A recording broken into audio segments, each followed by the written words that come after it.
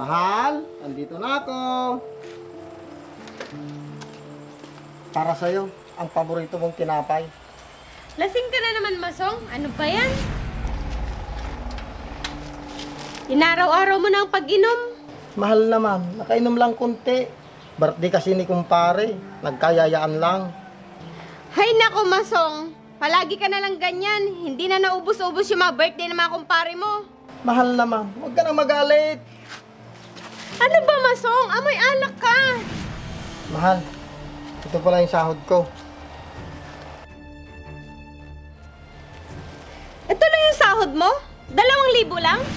Nagbigay kasi ako sa inuman. Nakakahiya naman kung hindi ako magbigay.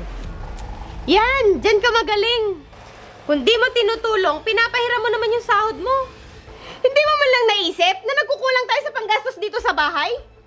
Mahal, kalma ka lang.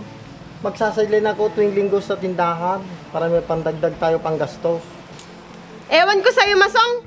Ni hindi mo man lang kami inisip ng mga anak mo. Maraming bagay tayong dapat unahin. Pero mas inuuna mo pa ibang tao. Hindi ka na nagbago. Kinalimutan mo na yung pangako mo sa akin noon. Nabibigyan mo ako ng magandang buhay. Mahal!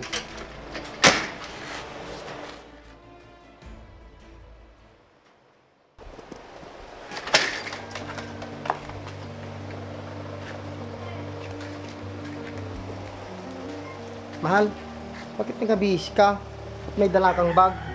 Mahal, aalis ako ngayon para magtrabaho sa Maynila. Ano?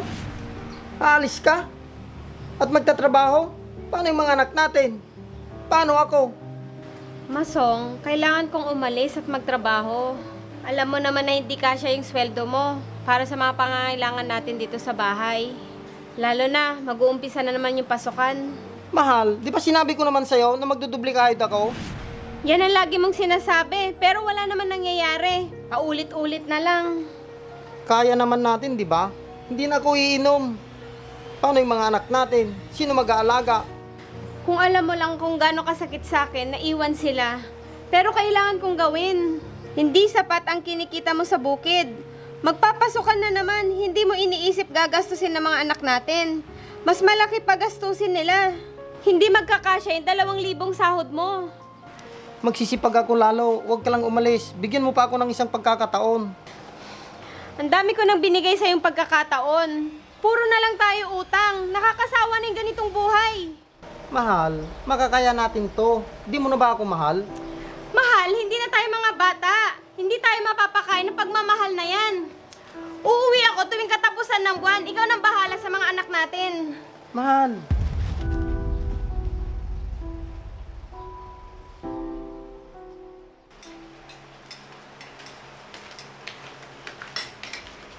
Mga anak, nagpaalam ba sa inyo ang nanay nyo? Opo tay, kailangan daw po magtrabaho ni nanay para makatulong dito sa gastusin sa bahay.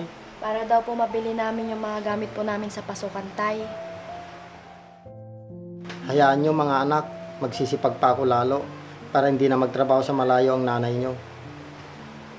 Tutulong po kami ni Mercedes sa mga gawaing bahay tay. At pagbubutihan po namin ni Kuya yung pag-aaral. Salamat mga anak. Sige, magsantok na lang kayo ng pagkain nyo dyan at magbibihis lang ako at papasok na ako. Opo, tay.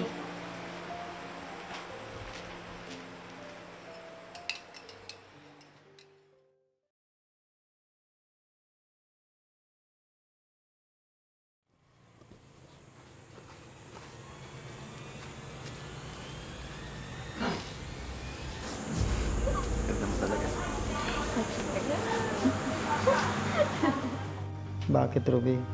Bakit? Yan ba yon? Dahil hindi ko kayang ibigay ang maranyang buhay na matagal mo nang gusto kaya hinanap mo sa iba.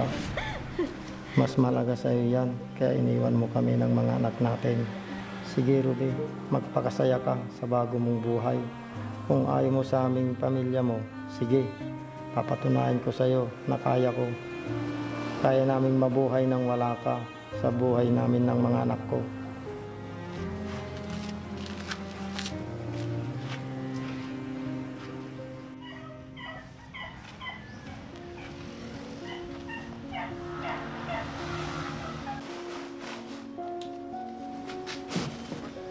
Tay, ano po?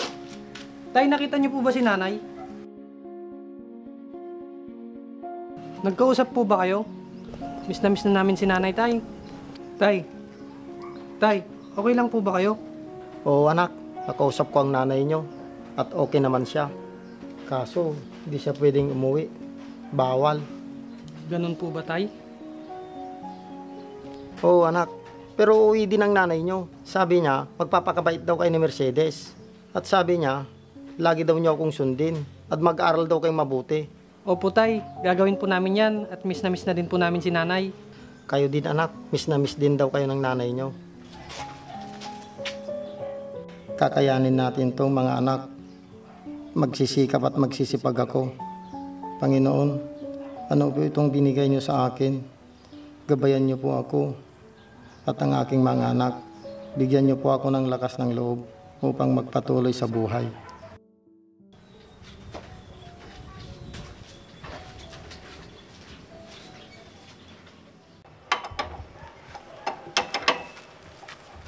Pinsan, Oh, pinsan, ikaw pala.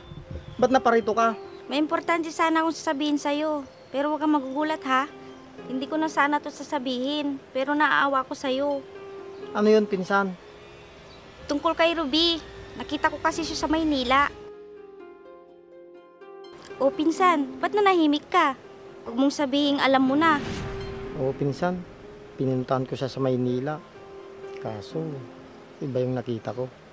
Di mo man lang sinugod pinsan at sabihin mali ang ginagawa niya?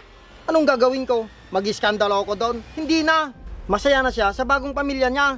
Sana lang hindi niya pagsisisihan ang ginawa niya balang araw. Napakabait mo pinsan.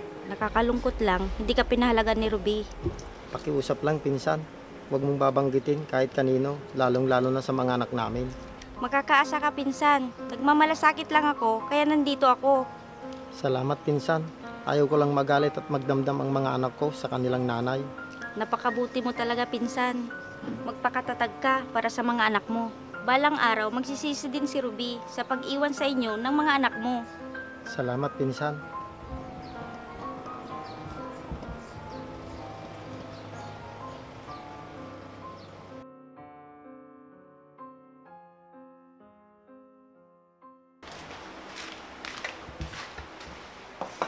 Hala, kuya, gising na si tatay. Hindi pa tayo tapos maghanda. Magandang umaga, tay. Ang sisipag nyo naman mga anak. Siguro may gusto kayong ipabili sa akin. Wala po, tay. Gusto lang po namin kayong pagsilbihan. Konting ambag po namin ni Mercedes sa pag-aalaga niyo po sa amin. Opo, tay. Konting pagod lang po to kumpara sa pagpapaaral nyo sa amin ni kuya. Anong napapagod? Wala kang nga ginagawa eh. Ako nagluluto, ako nag-aayos. Ako lahat kaya ang gumagawa. Tayo, si kuya. Anak, ang gusto ko, makatapos kayo ng kapatid mo para hindi kayo matulad sa akin. Wala akong ibang alam na trabaho kundi pagbubukid. Gusto ko, makahanap kayo ng magandang trabaho para guminhawa ang inyong buhay. Si tatay, nagdradrama. Magtatapos na nga si kuya eh. May karangalan pa. Kaya ikaw, Mercedes, pagbutin mo rin yung pag-aaral mo. Ito ang regalo natin kay tatay. Ang pahalagaan ng pagpapagod at pagsisikap niya, makapag-aral lang tayo.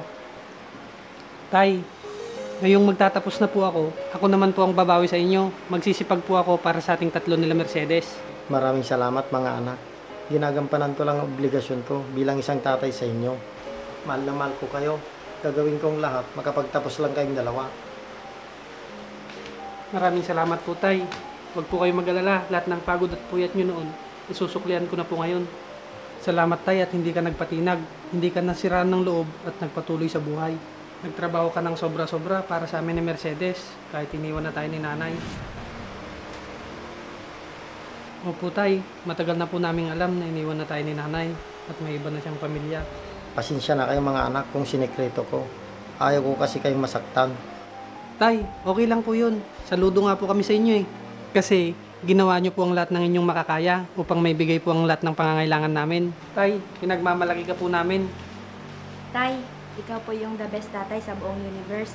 Mahal na mahal ko po namin ni kuya. Oh, ba't kayo nagdadrama? Dapat masaya tayo kasi graduation ng kuya mo. Halika na, kain na tayo. Kuya, sa unang sahod mo, bilan mo ako ng bagong sapatos tsaka damit ha. Ayoko nga. Eh, ang tamad-tamad mo kaya. Tay, si kuya Tama na yan, kain na nga tayo.